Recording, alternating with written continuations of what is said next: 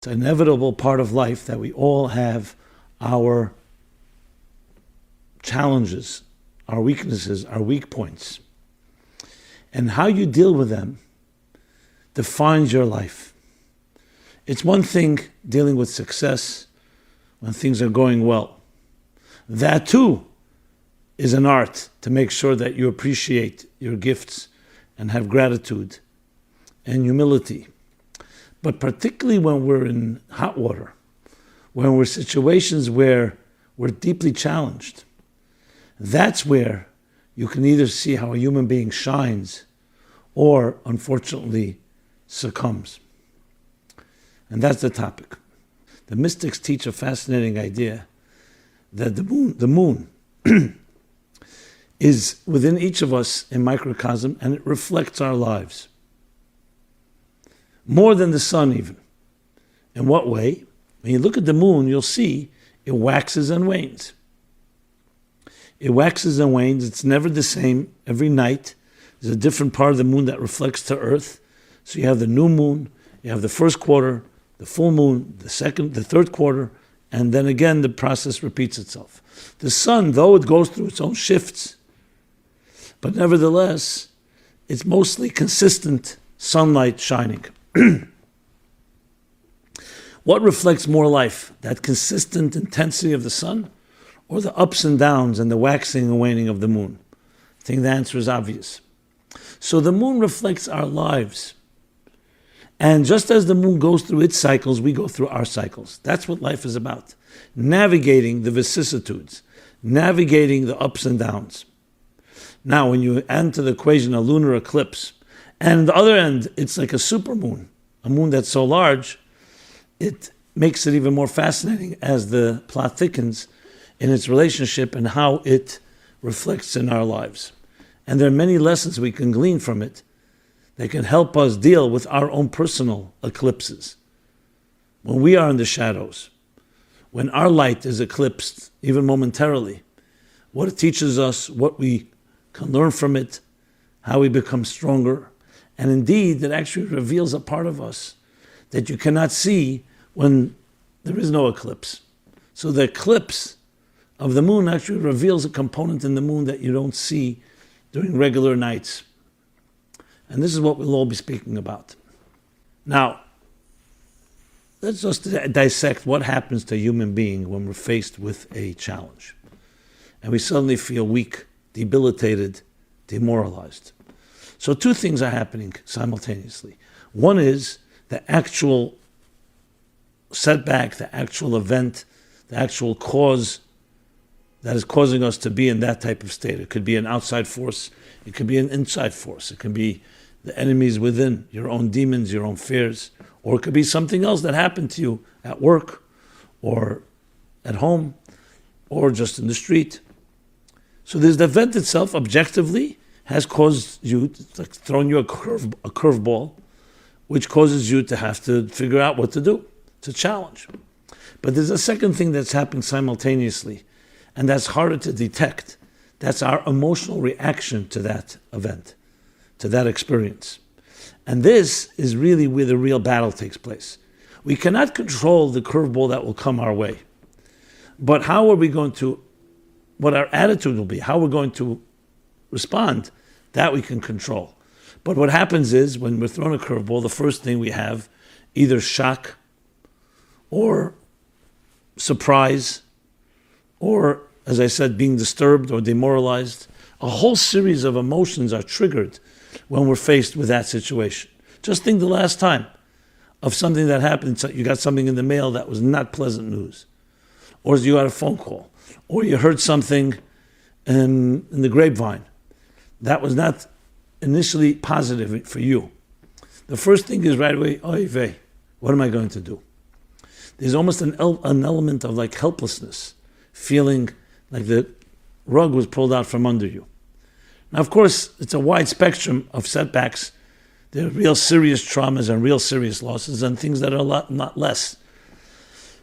Obviously, each of us has to fill in the blanks to apply it to our personal lives. And I don't want to focus on one particular weakness. I want to focus as many as possible, because each of us will deal with different types of challenges like that. But whatever it is, there's going to be an emotional response. And the emotional response is actually separate from the actual experience. What you'll see and what we'll discuss is that when you can learn to separate the two, that's the beginning of learning to control the situation. So, using a simple example, you're a good swimmer. You're swimming in unknown waters. Now you're skilled, you know how to do it, you've done it many times. Then suddenly a storm strikes. So what does a good swimmer do? Looks, checks out, and sees the situation, sees the tide, which way the tide is going, the waves, the intensity. And a good swimmer will immediately adjust accordingly. Just like a good driver will adjust to the winds or to other forces. We adjust. And what is the good swimmer going to adjust to? If it's a very strong tide or a very strong storm, he or she is not going to fight the waves. They're not going to fight the storm. They'll relax and allow themselves to be carried. Because they know it'll deplete their energy if they in any way begin to fight and try to make it through. Someone who's less skilled, less experienced, may try to fight and literally lose their energy, which can become dangerous. So what are you doing? You're adjusting. You're not changing the fact that there's a storm. That you cannot change. That happened. You're in the water. You're adjusting to it quickly in a way that you can then navigate through that particular challenge. The same thing you'll see with great athletes. Let's say a tennis player, and they suddenly, a ball is hit to them unexpectedly. What they will do is immediately adjust accordingly based on their experience. And in every situation, all experienced people know how to do that. They adjust. It doesn't always mean it's going to work perfectly, but the adjustment is necessary. So if you're able to distinguish between the challenge or the weakness that is now exposed, or anything that makes you vulnerable, and your ability to adjust, that's the beginning of how you resolve issues. So in the context of our personal lives, we have to look at our lives in this way, that life is a journey. And the journey has ups and downs, and it has twists and turns, and there'll be unexpected events, there'll be backlash, there'll be setbacks, there'll be losses. It all comes down to how you navigate. So let's now go back to the moon. The moon is not necessarily alive, even though there are opinions that the moon has an intelligence to it. But the moon is a natural cycle. It naturally is constantly going through waxing and waning, teaching us that that's life. It's perfectly fine to know that every day your light shines a bit differently. Now I should qualify and say this. Obviously, the moon is always bright as it's facing the sun. We're talking about the moon's effect on Earth, the light that shines to us, which affects the tides, which affects the nocturnal life and other growths that grow under the moon, light, and so on. So the moon, as it reflects to us, is constantly going through shifts. And when you look at it, study it, it's actually a great lesson in life. The lesson is that a moon will go through cycles. Now, we don't necessarily go through the cycles literally like the 29 days of the month, of the lunar month. But the idea that there'll be times where you'll be a full moon, that's in a great mood, you're exuberant, you're shining forth, you're illuminating. And there'll be times when you're very, almost disappear. The birthing, but it's the birth of a new moon. And there'll be times like the first quarter and times like the third quarter, where the moon is a crescent, a quarter, could be a little more, a little less, and every day of the month, the moon has its own particular stage. That is navigation. So the moon within each of us is like a moon. We need to receive light from a source, which is first from our parents, our educators, our mentors, our teachers, all those that inspire us. At the same time, we also give off light. So the moon has those two dimensions. It's receiving and exuding. But it does so in a cyclical way, reflecting the navigation I just described. So something comes in a situation your way, say to yourself, you know what? My moon now is undergoing a certain diminishment. That doesn't mean you're less, it means you need to adjust accordingly. Like a wheel that's turning. Think of it like the heartbeat. The heartbeat is always a pulsating energy, going to and fro, tension and resolution, contraction, expansion.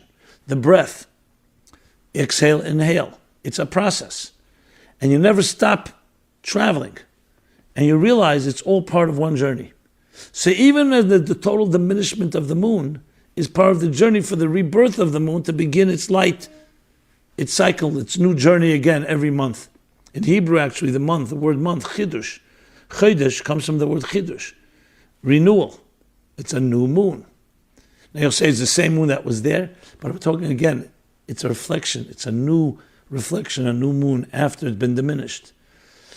Telling us that life is a journey. Never think that any frame of your life is independent from other frames. Because that's where it can really overwhelm us. So when you're in a certain situation, you suddenly feel that this is it. This is now a real setback. If you don't recognize that it's a journey and this moon will continue to travel and the setback is not going to remain this way, then there's strength and confidence to move forward, to forge ahead. But if you convince yourself that my moment, remember the emotional reaction of demoralization takes over, then besides the actual setback, the actual diminishment, you've now turned it into a liability. When in truth, all it is really is a stepping stone, a step in a journey. We'll soon talk about what is it a step toward. But just like when we go to sleep at night, and when we fall asleep, our faculties go down to a lower level. Why? Because our body is being regenerated, refreshed, our soul and our body. So if someone comes and sees someone asleep, say, well, look, wow, it's asleep, the person is not functioning properly. That's if you don't know what sleep is. But when you understand that sleep is just a step of regenerating to wake up in the morning fresh and refreshed anew, then it's a whole different approach. Then you essentially see the sleep as a step toward that type of refreshment. Same like the moon, and the same in our attitudes.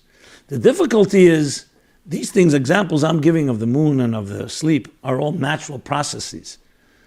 What we need to do is apply that to our attitude exactly the same way. Now, of course, nobody likes a setback. Nobody likes being diminished. Nobody likes a weakness. But it's part of the reality. And if you see it as a stepping stone, if you see it almost as a time, as business people will say, that when the market is, when business is slower, it's a greater time to reassess, to take accounting, to take inventory, to review the processes. Because when you're in full swing of business, you can't step back and just review things. So that's a perfect time of reassessing your business. The same thing is when there is a so-called setback and you're in a weaker state, it's an opportunity to reflect, to be introspective, to prepare. So when you enter the next phase of your moon, the next phase of your lunar cycle, you'll be empowered with this accounting and this preparation. Now this, what I've discussed so far, is strictly about the moon every month on an ongoing basis. We didn't talk about a supermoon, we didn't talk about eclipse. But now let's enter into the domain of what happened this week and its particular lesson. But I want to again sum up. Each of us has a moon-like feature. That is the recipient within us. In the words of the Kabbalists, the moon is called the light, the energy of the recipient. It's interesting. You usually think a recipient is just in a passive state, just receiving. It's not correct. The act of receiving requires energy. It requires setting aside other agendas, requires concentration, and requires focus and absorbing that which is coming your way. If the moon was busy with its own interests and not turning toward the sun and facing to reflect it, it wouldn't be the moon. So the moon-like energy, by definition, is a recipient, but it's an energy. As a matter of fact, the better you listen, the better you can speak. The more you absorb information, the more you can teach information. Those that listen well will be listened to. Those that don't know how to listen, you say to yourself, you know what, maybe it's a very smart person, but they've never been in a mode of absorbing, of sensitivity, of caring. So if you think of it that way, that adds another dimension to it. That the moon's cycles are part of that process, the process of when it's in total absorption mode, that's when it's not giving off any light to Earth, or when it's in a mode of it's giving full light, when it's then transmitting. But the transmitting is only because it absorbed. So there again, what someone would call a weakness can actually be a strength. Why? Because the weakness is really a state when you should be absorbing, you should be taking account, you should be taking stock, as I mentioned before. So that is that's the moon energy. Now comes situations from time to time that the moon is eclipsed. Now we know an eclipse, a lunar eclipse, is that the sun, which is usually reflecting the moon, reflected in the moon and its angle reaching Earth. But what happens when the Earth gets between the sun and the moon? So the Earth's shadow is cast on the moon, and that's when you have an eclipse. It can be a partial eclipse, it could be a total eclipse. The Talmud actually does not associate it with a positive thing. It says a lunar eclipse has a negative implication. But yet it's part of nature, and it's part of our reality.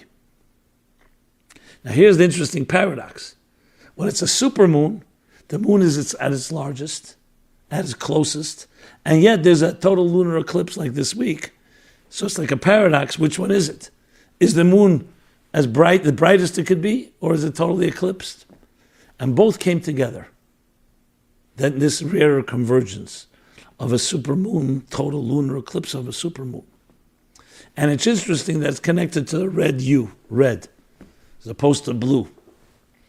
Usually the moon in a regular is like grayish, silverish blue. During this type of total lunar eclipse, it's reddish. So we're going to talk about all these different elements. So what is a lunar eclipse? So let's talk, what is an eclipse? An eclipse means that in addition to its regular waxing and waning, here a force from outside that's not part of the moon's regular cycle, it's here talking about the Earth, is causing the moon to be eclipsed for a certain period of time. Now, as soon as the eclipse is over, the moon gets back to where it began. Doesn't get forever compromised, only during this eclipse. So what is the significance of that? The significance of that is that in life, there will be times when you will be eclipsed by either events, people, experiences. And eclipsing is not just the regular cycle. It'll be a serious eclipse. An eclipse can be a trauma. It can be a loss, a death. It can be that you're over, someone else is chosen and you're fired, or you're demoted and someone else is promoted over you, where you feel literally eclipsed by another force. This is more than just the regular cycle. The regular cycle, you could say, I understand that life goes through its stages, and it's a journey. But an eclipse is an intense thing, and it's completely not up to you. Something is eclipsing you. So what happens at that point? What happens is that it exudes a red hue, not a blue. Why red? So there's the scientific reasons, but in the Kabbalistic and mystical reasons, the blue and red reflect two forms of energy. Blue is connected to chesed, to kindness and love. It flows forward, color of water.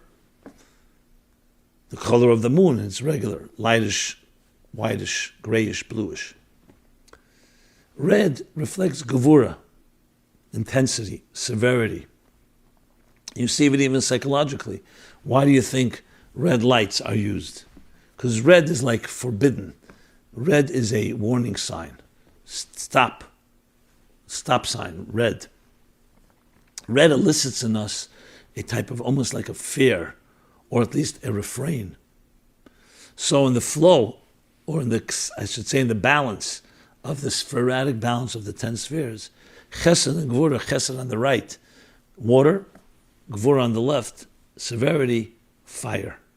Fire is yellowish red. So both of them are necessary. In psychologically speaking, blue, as I said, is love, giving. Red is more judgment, discipline, refrain, restraint. Sometimes justice is reflected in that color. So when it comes to a time of an eclipse, what's eclipse? It's a form of gvura. It's a form of concealment. It's also used sometimes as concealment. When we talk about in the Lurianic concept of the tzimtzum is the great concealment of the divine. That's considered a form of gvura, concealment. So the eclipse of the moon is a state of gvura. So in our lives, we will have times when chesed, love and kindness, is bestowed upon us. It shines, grace, moments of grace in our lives. And there are times where it seems that the blessings are not revealed, where we feel eclipsed, where we feel that something is not working right. I don't want to use the word curse because it's not a curse, but it could appear that way to some. So we have the blue moments in our lives and we have the red moments in our lives. We have the moments when things are shining forth. Yes, the cycles that the moon goes through. And then there are times when we are actually eclipsed for a period of time. It could be a short time, it could be a little longer. When it's a total eclipse, we've been totally eclipsed. An example for that is when you suffer a loss of a parent, loss of a close one. What do you feel like? You feel completely lost. Your whole being is eclipsed. Everything about you, your energy, your personality, your exuberance, your enthusiasm, all suddenly is concealed. It's eclipsed by the tragedy or trauma of your life. God should protect us all, but it happens. Same thing can be other forms of trauma, abuse. Anywhere where your personality, your dignity, your malchus, remember the moon is malchus, your malchus, your dignity is eclipsed through humiliation, through betrayal, through abandonment, through abuse, through invalidation. The list goes on. That's an eclipse. That's not the regular cycles. We all go through cycles every day, every month, day of the month, every part of our lives. This is more than just a cycle. This is an actual abandonment. This is an actual eclipse. But even that, as we are going to talk about, can lead us to greater strength. So it is an eclipse. At the moment, it is not something that anybody looks forward to, but it happens. Now, it's even more powerful when it happens, more dramatic, I should say, and more traumatic when it happens when we're at full strength. So a supermoon is when the moon is at its full strength. If you look up in the sky these days, these nights, you'll see the moon is very large. So suddenly that's eclipsed. It's one thing, an eclipse, when the moon is at its regular size. But here you're at full strength. You were going so well. Everything was really working. And suddenly, eclipse. So the trauma and the impact and the demoralization that comes from it can be much deeper. And yet at the same time, the supermoon does not become less of a supermoon. It's just not seen at this moment. And that's the key thing to remember. An eclipse is, as the name implies, it's eclipsing. It's not destroying. It's not annihilating. In psychological terms, when the moon, the moon of our dignity, is in some way compromised, it means it's gone undercover.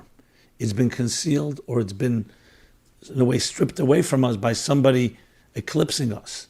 But you should never, ever think that your moon has disappeared. It has not. Because if you wait the hour, or whatever the time is, the eclipse will leave. The Earth, as the orbit continues, the moon will reemerge. And what will it reemerge as? A full moon, not just as a little moon. It's not even the beginning of the month. It's always on the 15th of the month. And will emerge in its full glory as a supermoon. So you'll say, so what is this a point of the eclipse? The point of the eclipse is God's mysterious way.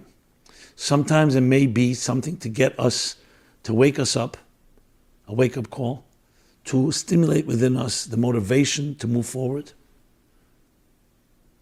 And it's also, in the Kabbalistic terms, a reflection of the eclipses of life. Life has its setbacks. Life has its difficulties. But you should know that the moon does not disappear. So to speak about it in psychological terms, a child that grows up in a home, unfortunately, that's dysfunctional and abusive, or any person who goes through a serious form of trauma, where their soul, their spirit has been eclipsed. As I said before, there's the experience and there's how we react to the experience. The reaction is far worse than the experience. Because the reaction is, look what's happened to me. I'm worthless.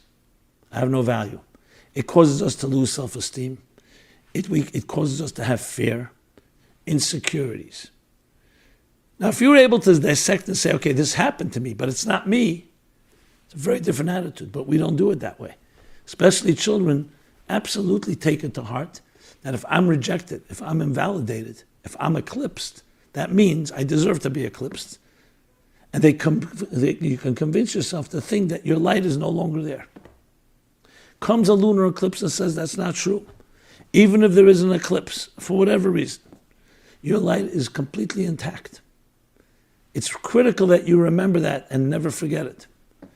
Because maybe for that moment, for that temporary time, you were eclipsed due to someone else's criminal behavior, someone else's horrendous behavior.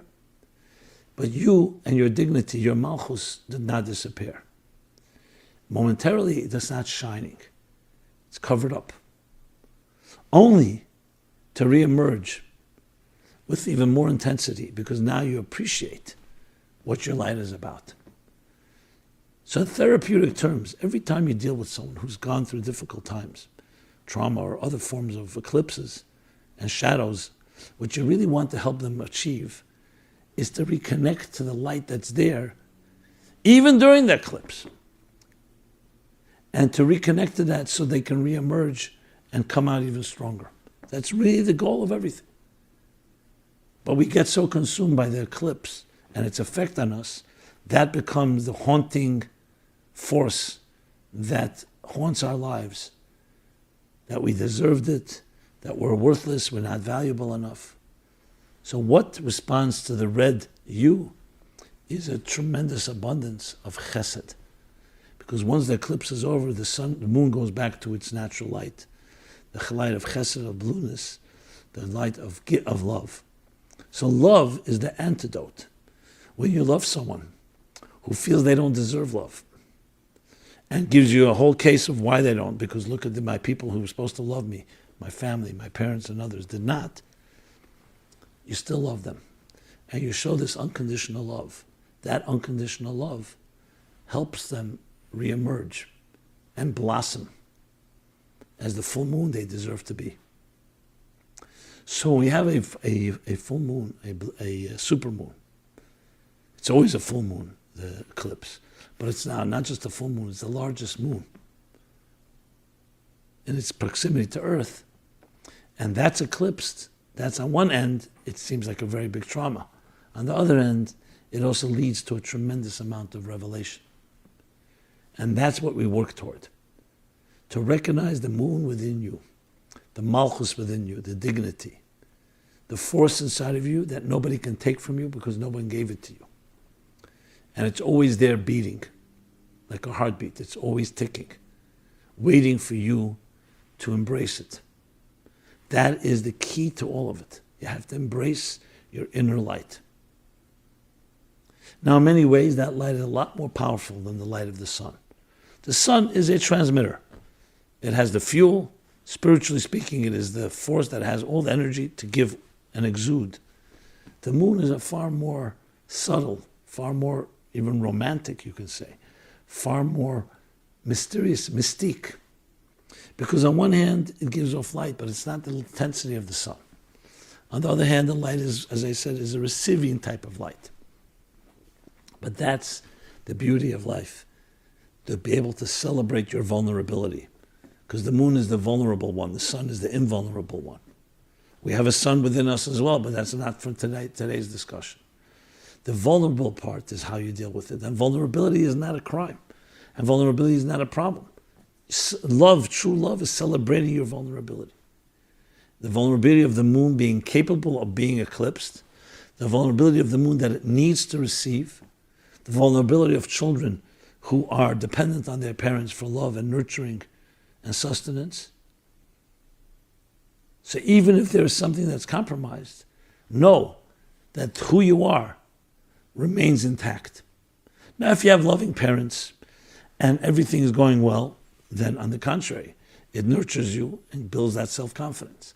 But even if there's an eclipse, never forget that you remain intact. And even your formative years, when you're impressionable, like the moon, and receiving and absorbing, ultimately that will serve you well. So even if there's an eclipse, you will emerge in full glory. That isn't just a promise. It's the way we're wired. What's sad is we don't always believe it in ourselves. If you don't believe it, you're running a marathon. Someone says, you can do it, and at some point you say, I'm exhausted, I can't do it. You're no longer objective. So the mere fact that you give up is what doesn't allow you to reach the finish line. That's why we need mentors, we need coaches, we need people who say, no, you could do it, you have it within you. And you say, I don't feel it. Your feeling is not what matters here. Now, obviously, you have to go at your pace, and we don't invalidate somebody's feelings. That's why it's important to be sensitive and be caring and help someone go at their pace. But the key word is go. You need to travel. So maybe a spiral staircase, the famous analogy of the Baal Shem Tov, where when you go on a regular staircase, you see the destination. There may be many steps up. Spiral staircase, you don't see the destination. You have to constantly make another revolution with your back completely facing the other way. And you may think that there is no destination. I'll never reach there. And before you reach the apex, the top, you make another final turn, completely face the other way, but you're the closest to the destination and you don't even know it. And if you just see it through and you move forward, you reach the place. So it's the confidence in looking at the moon and seeing, here's an eclipse, it's a total eclipse of the moon. A total eclipse, even when it's a full supermoon. And it's red, the gvura, the tzimtzum, the concealment, the restraint, the covering, and yet keep looking. And it emerges. Same with our story, it emerges. At the moment, you may lose sight. That's why you need to remember before you enter that place, before the eclipse. And you need to have people who will remind you even during the eclipse. And that's how we hold on. And that's how we journey and travel. So the lesson from this is a tremendous lesson that affects every one of us, because we all will go through our setbacks, our difficulties, our challenges, the times when we will feel like we're in the shadows.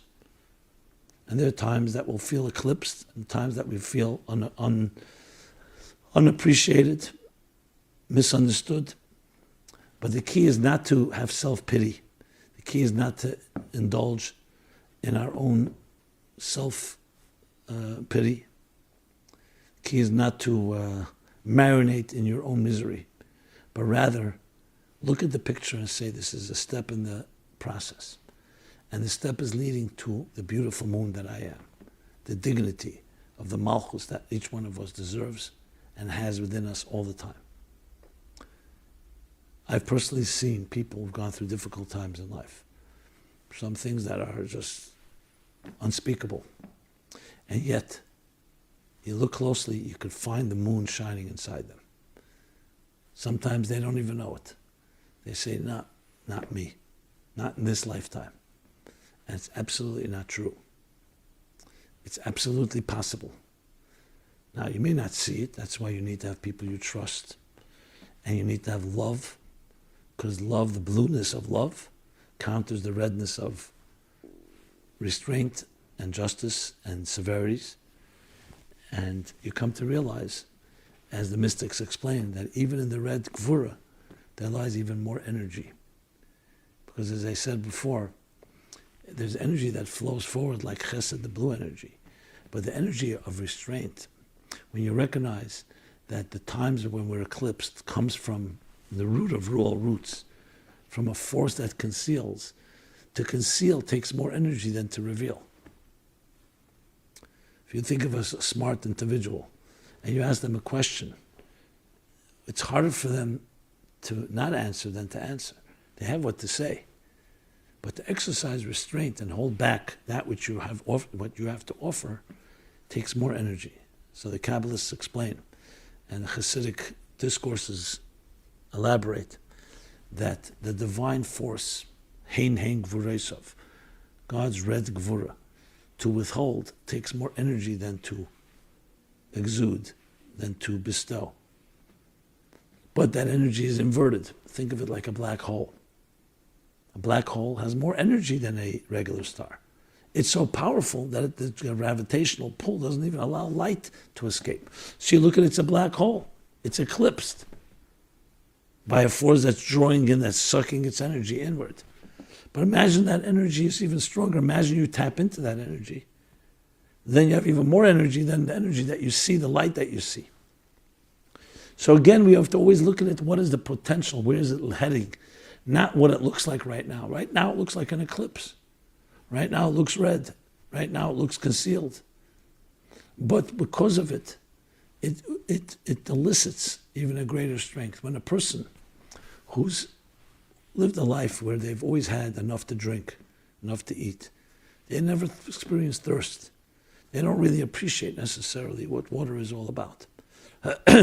Someone who's gone through Eretz Siv Oyif, a parched and desolate land, and they've really experienced thirst. When they get water, look at how they drink the water. Look how they appreciate it. Because within, concealed in the black hole of the eclipse, concealed in that red hue of the eclipse, lies tremendous energy. Within the child that has been hurt lies a tremendous power that has not yet been released. And power can take the shape of anger, it can take the shape of frustration, it can take the shape of bitterness. Why me? It could take the shape of a lot of things that are not positive, because that's sometimes how it expresses itself. But if you harness it and redirect it and channel it, it takes the shape of turning into a beautiful, powerful super moon, the super you, the real light that you have. So how do you get there? As I said, you need to have that preparation before the journey to know that when there's an eclipse, it's only a temporary, and it's only there to bring out better strength, greater strengths from us. Have people that are objective. The more you learn about your soul and your own inner strengths, the more you focus on that prayer we say every morning. The soul you have given me is pure, coming from the highest levels. These are things that you hold on to for your dear life that help you get through these situations. Identify in your life skills you have, talents, whether natural or acquired, and focus on them. Never allow yourself to succumb to focus on negative, what you're not, how incapable you are, how incompetent you are, how a loser you are. If you have such feelings, sit down and write, okay, I have those feelings. Here are some of my strengths. And act on them. Do something. It could be through writing, it could be through music, it could be through volunteering, it could be through meeting people and helping people. Do things that empower you, that at the end of the day you come home, you say, I did something today that was an accomplishment. Now, if your mood may be completely eclipsed, you may be in a bad mood, you may be not very confident, but the action, you're acting on what is really going on beneath the eclipse. And that helps precipitate and allow the emergence of that supermoon. The lessons go on in the personal application of the idea, but it's very clear that when you look at the moon and study it, especially events that have happened this week, you have lessons upon lessons that literally teach you about yourself reflect back to you what you're like and what you're capable of, and recognize the great potential that your moon carries. And perhaps that's why God created the sun and the moon in the first place. Yeah, we know they have their functions, but they have another function. They teach us things. In this case, the moon is a great teacher, and it's always there. The same moon that Moses saw in Egypt before the Jews left Egypt. The same moon that was there the fourth day of creation. Same moon throughout history. In the best of times and the worst of times, that moon that shined every night. When we look up into the sky, it's still there, as bears witness. Heaven and earth bear witness. The sun and moon bear witness. They bear witness that we have the capacity to endure anything. We have the resilience. And we have the power to become even stronger after a setback. To take our weaknesses, to take our liabilities and turn them into great assets. So confidence is necessary. Mentors and healthy, objective people are necessary. Your own focus on your positivity necessary. And understanding the deeper dynamics, including the mystical dynamics of the moon in general, and specifically the eclipse. The Talmud says, based on the story in the Bible says that God created two luminaries, the sun and the moon. Shnei ma'eres hagdelim. Two great luminaries.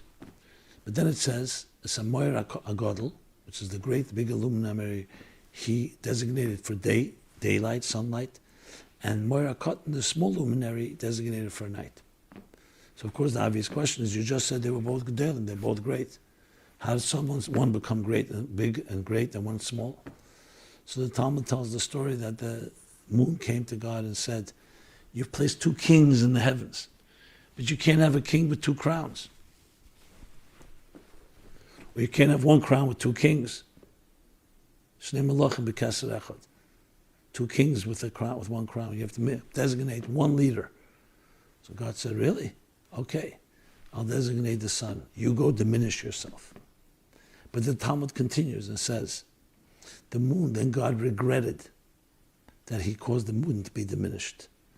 So he says, every Rosh Chodesh, every new moon, which is a reminder that the moon's waxing and waning that became a diminished luminary, God says, bring a offering to forgive me, for forgiveness. God is asking forgiveness that I diminished the moon. So hundreds of pages have been written, if not thousands. What is going on here? God needs forgiveness. What's happening here? And the answer is because both sun and moon are great. Not necessarily they're great because they shine the same amount of intensity. The moon did not appreciate that. It thought that it needs to have the same energy like the sun. It was great initially because this was what's called the energy of giving and the energy of receiving. As I mentioned before, it takes energy to receive. The moon saw that as not necessarily as a quality. So God then said, if that's the case, you've already written your own verdict. You see yourself as diminished, so diminish yourself, and you will and know that you are dependent now on the sun. Now the moon was initially also a recipient, but that was greatness, and now the moon did not recognize the greatness. It's like the student saying, I want to be the teacher. You want to be the teacher? Now recognize that you are subjugated to the teacher. But that's not the goal. The goal is that so-called setback should cause the moon to want to appreciate what it really is. So God said, bring an offering. Because I never meant to diminish the moon. I was just telling the moon, this is what you brought upon yourself. Let us now do healing, what the Kabbalists call the tikkun, the repair of the wound of the moon, the scar, the wound, the limp of the moon. And we do that by honoring Rosh Chodesh, the new moon, by celebrating the moon. We sanctify the moon every month. You don't find that by the sun. The sun we only do it once in every 29 years. Is it 29? 28 years. 20. I'm confused. Every 29 years. Yeah, every 29 years. Because the moon, there's the concept of Birchas Hashem is the blessing of the sun. But the moon, every month. So the moon suddenly becomes the thing we sanctify. And it designates the holidays, the cycles of the moon. The sun designates the weekdays. Sunset, sunrise, morning, night. It designates the sun designates the cycles of the year. But who designates the seasons are designated by the sun. But who designates the holidays? The 15th of the month is Passover. The 15th of the month is Sukkot. Other days are all designated by the sanctification of the moon. In the times of the temple, there were witnesses that actually witnessed the new moon, and based on that, they designated the new moon, the new month, and that determined when the holidays would take place. All by the moon, this diminished moon. But the diminishment led to appreciate its power, not the power of pure fire, the power of quantity, but the power of quality. And therefore the moon now will ultimately, as the prophet says, become like the light of the sun. And it will ultimately rise to its true prominence again when we repair the wound, when we appreciate that the light of receiving is as strong, if not stronger, than the light of giving. Now, there are many lessons in this as well, and I need to limit it, obviously, but I hope what I shared here is enough for each of us to apply to our personal lives, and especially in the context of taking your weaknesses and seeing in them the strengths that you can achieve. That's the ultimate goal. So may you all be blessed with having the minimal amount of setbacks, and however, when there will be one, to understand and appreciate, to see it through, to see it as a springboard to catapult us to heights and greatness that we could never have achieved without it. The moon in general, and especially the eclipse of the moon in our personal lives. And again, anyone who's going through any particular difficulty and feeling weak, God bless you to have all the strength, but realize that even those moments are part of the journey. This is what we do at the Meaningful Life Center. Hopefully can give strength, resources, share with each other, and we always so welcome your questions, your comments, your feedback, and you giving us strength as well. We're here every Wednesday. This program is, of course, archived and accessible at any time. Feel free to write to us, share, and we are all part of a larger mosaic. May we all do our part in bringing that light to this world, whether it's the light of giving or the light of receiving, or it's this stage of our lives or that stage. It's all part of that cycle.